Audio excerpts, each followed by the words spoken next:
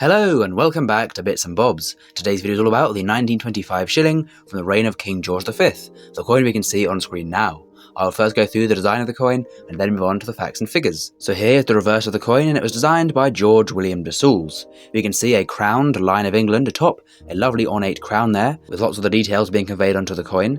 To each side of the crown is the date 1925, the year it was made, and then around the design is a lined border separating the design from the denomination and the legend to the top.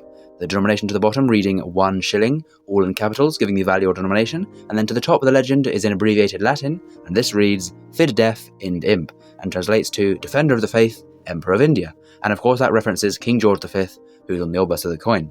Now you can see around the rim little teeth, milling or beads, and these are all there to prevent the coin from being clipped, and ensure no metal content, no silver, is clipped or shaven or stolen from this coin. So here is the obverse of the coin, where we can see a portrait of King George V. This is the only portrait of George V used on British coins during his reign, and it was done by Bertram McKennell. You can see the initials there, BM, on the truncation of the king's neck, of course standing for Bertram McKennell, the designer. It is a left-facing, uncrowned bust. It is a barehead bust with no laureate as well.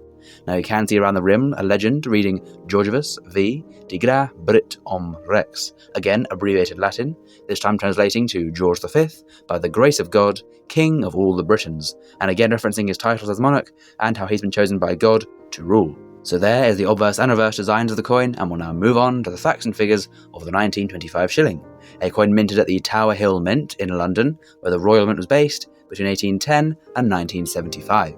The coin is composed of an alloy of two metals. It is 0.500 silver, so 50% silver, and the other half, the other 50%, is made out of manganese, both metals in the coin making up half of its composition. The weight of the modern shilling was set in 1816, it was unchanged ever since, as 5.65 grams for the weight of this shilling, and the diameter standardised the same year in the reign of George III at 23mm, so an average size coin for circulation at the time.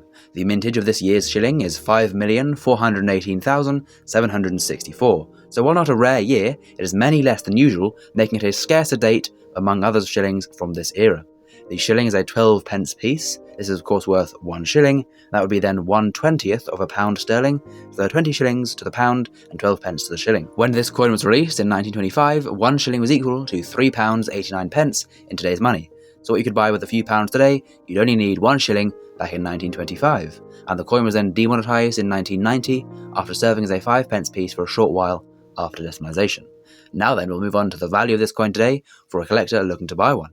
In a poor condition it will sell for around £7, fine condition around £15, £75 in extremely fine, and £150 in uncirculated grade. So a price premium there in all grades above other shillings from this era, 1925 being a harder one to get with higher prices across the board, but still quite cheap and affordable in a lower grade if you're looking to get one. And please do comment down below if you already have one.